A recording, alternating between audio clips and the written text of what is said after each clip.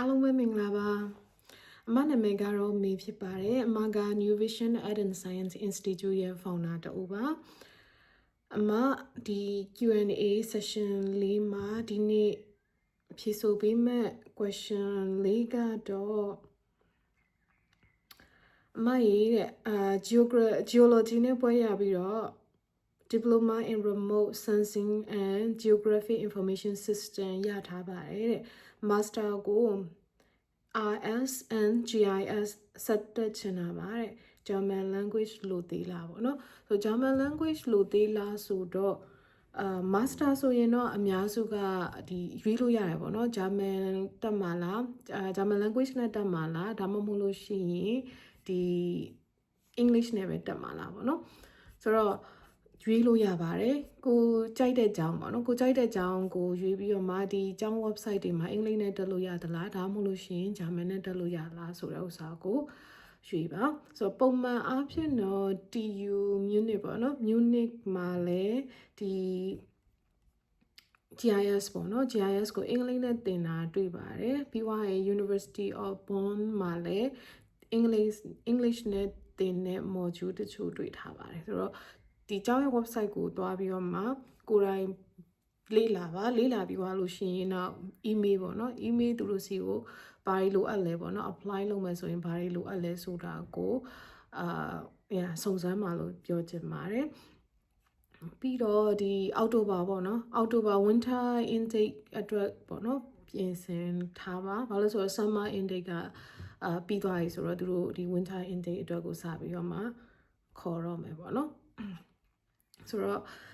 master ရှောက်မယ်ဆိုရင်တချို့ကြတော့မေးရပေါ့နော်မေးရဆိုတော့ကဒီ master ရှောက်မယ်ဆိုလို့ရှိရင်ပုံမှန်အဖြစ်တော့မြန်မာရဲ့ဒီစနစ်ဟောင်းက10တန်းကပေါ့နော်10နှစ်ထိပဲတက်ရတယ်စနစ်သစ်က12တန်းဆိုတော့ German education ပေါ့နော် Germany ရဲ့ education က12တန်း education ဖြစ်တဲ့အတွက်ကိုကဘွဲရထားပြီးပြီမဲ့ master တက်လို့ရမရပေါ့နော်အဲ့ဒါကိုကြောက်ဖြစ်ကြတယ်ဆိုတော့အဲ့ဒါကိုလည်းပြောချင်တာကuniversity နဲ့တော့ဆိုင်တယ်ပေါ့နော် university တွေကိုပဲကိုယ်တိုင်မေးကြည့်ပြီးရပါဘာလို့လဲဆိုတော့ပုံမှန်အဖြစ်တော့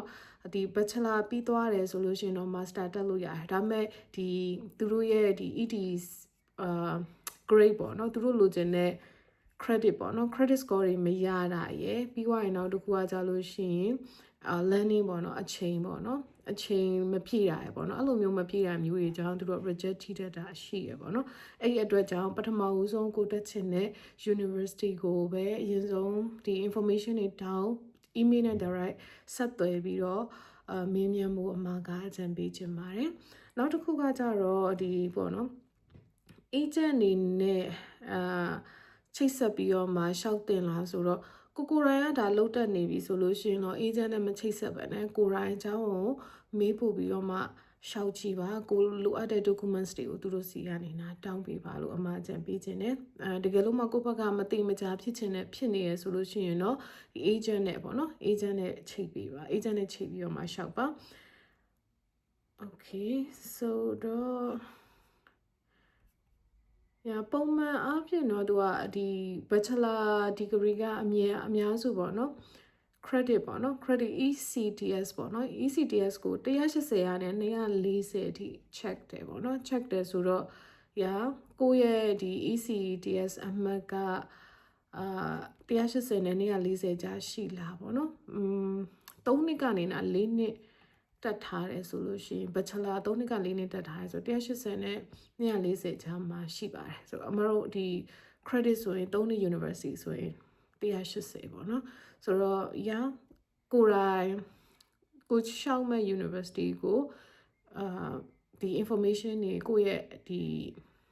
အခြေအနေတွေကိုပြောပြပြီးတော့မှသူတို့စီကရှောက်လို့ရမရပေါ့နော်အဲ့ဒါတွေကို confirm ယူပြီးတော့မှပဲရှောက်ပါလို့ပြောချင်ပါတယ်ပြီးတော့အတိတွေက RS နဲ့ GIS တက်နေတဲ့သူရှိမိတ်ဆက်ပေးပါအောင်ဆိုတော့အမအတိတွေထဲမှာတော့အမကျတော့ computer science background ဖြစ်တဲ့အတွက်ကြောင့်ဒီ background ကတော့အမအတိတွေထဲမှာမရှိပါဘူး group ထဲမှာမေးကြည့်ပြီးတော့မှတကယ်ချင်းလုပ်ထားပါတကယ်ချင်းဒီ friend request အထားဖြစ်ပြီးရင်လိုအပ်တာရှိရင်မေးပါလို့အမကပြောချင်ပါတယ် အားလုံးပဲဒီ question လေးကပေါ့နော်ဒီမောင်လေးအတွက်ပဲမဟုတ်ပဲねကျန်တဲ့သူတွေအတွက်လည်းအထောက်ပံ့ဖြစ်ပါစေလို့အမက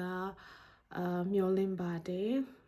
အားလုံးပဲနောက်ထပ် Q&A session လေးမှာထပ်ပြီးတော့မှပြန်တွေ့ကြပါမယ်အားလုံးပဲ have a nice day ပါ bye